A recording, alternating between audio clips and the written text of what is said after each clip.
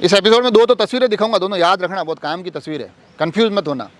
और फिर आपको सिंचाई विभाग के एक महत्वपूर्ण, बहुत शानदार अंतर्राष्ट्रीय आविष्कार के बारे में बताऊंगा। तो पहली तस्वीर, इसको तालाब कहते हैं, गूगल से डाउनलोड किया मैंने, उस पर लिखा तालाब, तो ये तालाब आए। और अपने गाँव में ना अपन लोग रहते हैं, पता ही तालाब ऐसा ही होता है। दूसरी तस्वीर जो गूगल से मैंने डाउनलोड की, उस पर लिखा था मैदान, ग्राउंड। तो ये खेल मैदान है, इसमें आप हॉकी क्रिकेट खेल सकते हैं। मगर अब आप देखेंगे कि मैं आपको क्यों बता रहा हूँ। तो यहाँ से कहानी शुरू होती है सिंचाई विभाग के एक बेहतरीन आविष्कार की, कि उन्होंने ये जो गूगल भी अलग अलग चीज़ें बताता है, मैदान अलग दिखाता है, तालाब अलग अलग बताता है, सिंचाई विभाग की मेहरबानी से एक अद्भुत अंतर्राष्ट्रीय आविष्कार हुआ कि इन अलग अलग चीज़ों का भेद ही खत्म हो गया भाई साहब।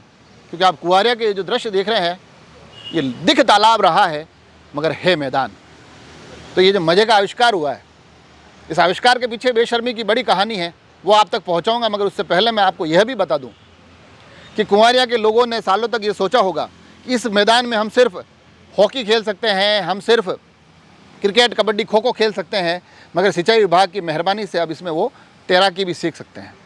तो मैदान का इससे जो एक विविध और बेहतरीन बहु उपयोग हो सकता है, वो अपने आप में लाजवाब है।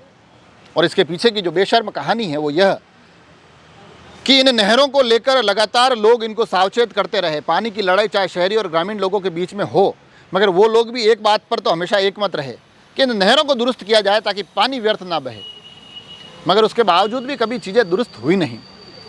जैसे ही नहर छूटती है, फिर वो चाहे कांकरोली जिला मुख्यालय के जलचक्की चौराहे के चारों तरफ पानी बहता दिखाई देता हो, कुछ खड्डे अभी भी राटा सेन माता जी के वहाँ खोद ही रखे हैं। इनके लिए पानी से पहले पाल कोई नहीं बांधता है। जिस पानी से पहले पाल बांधने के लिए जो इस देश में विभाग बना है, सिंचाई विभाग, वो अपने आप में इतना बेखबर है कि उन्होंने कभी सुध नहीं ली। फिर ये अलग अलग खड्डे खोदते हैं, यहाँ पर वैकल्पिक व्यवस्थाएं बिठाते हैं। मगर कुआरिया जाते जाते इनके अद्भुत आविष्कार, लाख कोशिशों के बावजूद ये कोशिश करते हैं नहीं, ये आविष्कार बाहर नहीं आना चाहिए, मगर बाहर आ ही जाते हैं।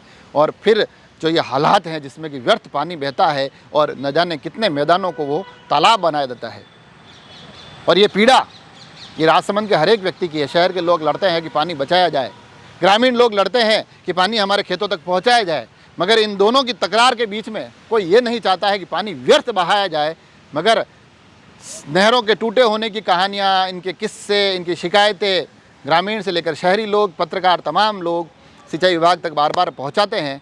मगर हालात उनकी कोई सुनता नहीं है, कोई सुध नहीं लेता है। और आखिर में अब इसे बहता पानी कहूँ या विभाग की बेशर्मी, मैदानों को ये तालाब बना ही देते हैं। तो इस आविष्कार के लिए, इस अंतर्राष्ट्रीय अद्भुत आविष्कार के लिए विभाग को बहुत बहुत बधाई। और खिलाड़ी कुंवारिया के जो हैं, उनसे मेरा आग्रह कि इन 3-4 महीनों में खो खो कबड्डी क्रिकेट छोड़ तैराकी की प्रैक्टिस लगातार जारी रखें, क्योंकि व्यवस्था हमको डुबाने में लगी है, तैरना हमें ही सीखना पड़ेगा।